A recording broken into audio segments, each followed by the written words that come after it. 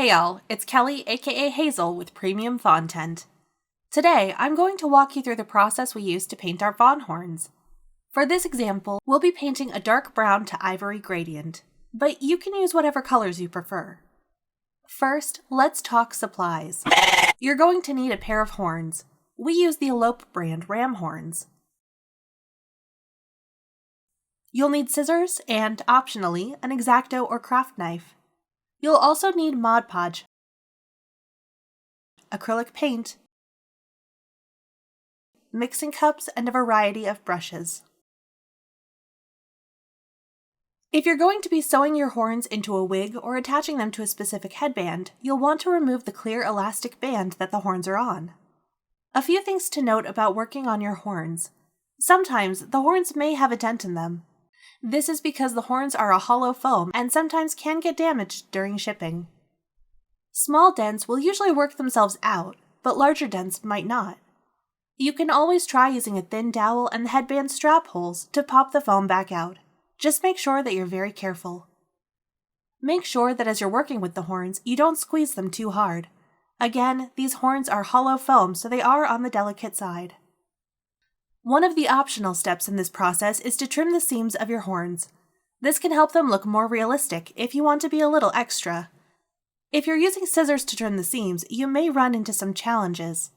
A craft knife will be easier to use, but you may still have issues trimming. Make sure to use a very sharp craft knife, as this will help you with trimming. And don't feel like you have to completely smooth out all the seams, because painting will help to disguise ridges. And definitely be careful to not over-trim. If you happen to over-trim, you can use contact cement to close the seam. One thing that I found helpful is to prime the horns with Mod Podge, which helps to stiffen the extra foam before you trim it. Be careful not to let the Mod Podge build up in the grooves.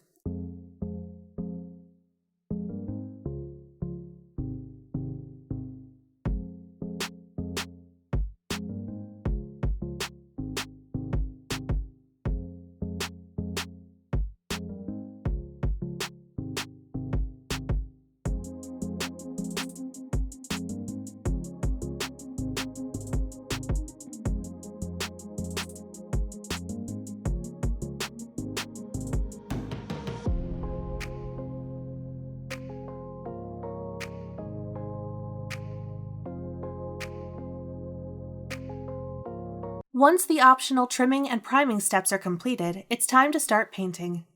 Keep in mind, you're going to want to trust the process. It might take a few tries before you get a color or gradient that you're happy with, and that's okay. When I do gradients, I like to start with the lightest shade and work my way darker.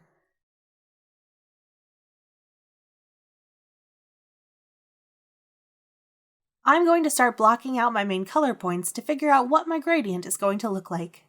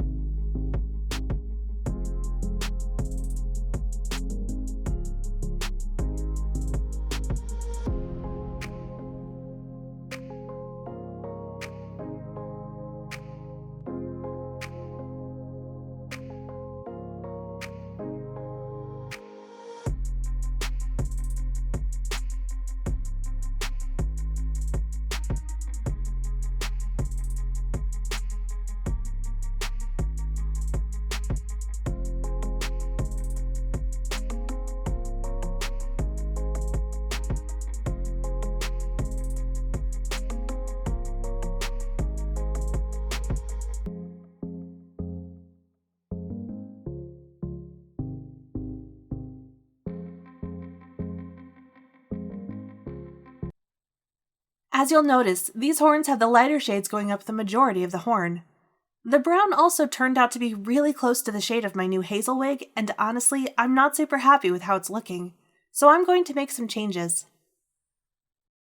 I'm going to mix a new dark shade, bringing in some black to deepen and cool down the brown. Now that I have a shade that I'm happy with, I'm going to work my way back down toward the end of the horn. Because I'm starting with a cool-toned deep brown, the new shades are going to be a much cooler tone as well. I'll use the ivory shade to lighten as I go.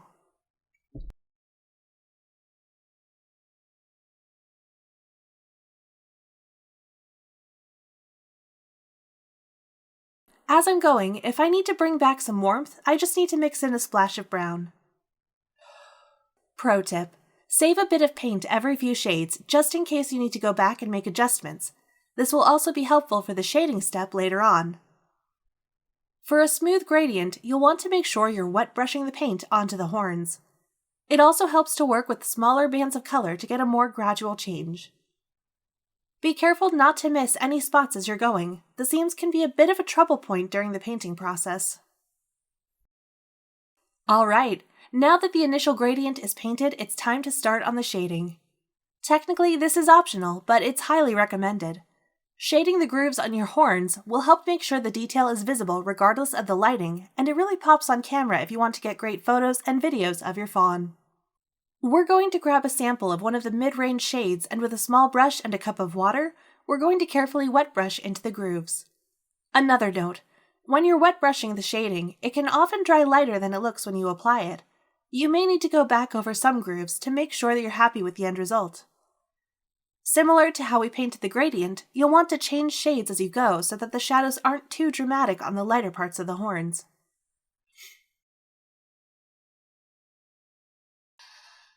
Another tip for shading: if you use warmer tones, it may look like there's dirt in the grooves.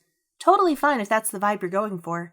But if you just want it to look like shadows, stick to cooler tones.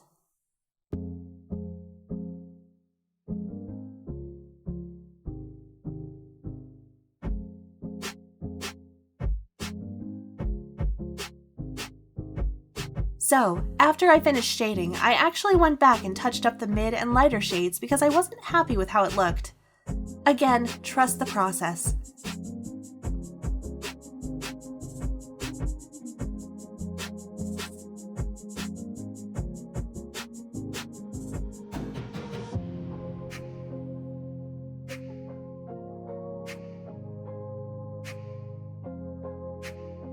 Once you're happy with how your horns are painted, it's time to seal.